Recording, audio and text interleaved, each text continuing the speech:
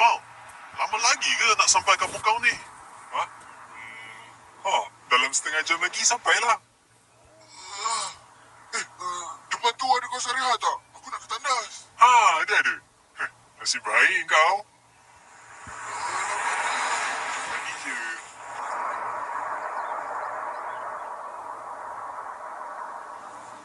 Wah, banyaknya kereta. Ish, Cik Budak. Ya, kemalangan. Alamak, kenapa pula ni? Ni mesti ada kemalangan.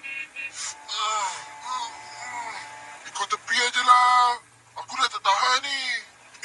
Mana boleh? Itu kan laluan kecemasan. Nanti kena saman. Alah, bukannya ada polis.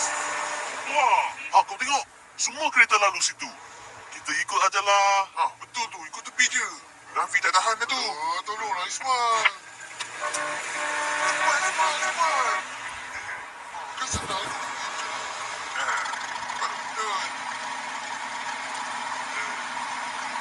Polis!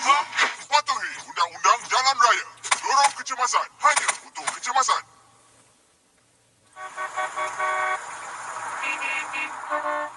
Ni semua korang punya pasal. Siapa yang nak bayar ni?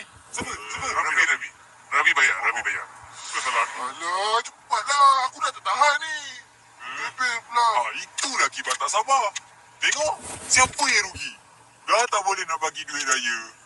Ingat, Cepatlah.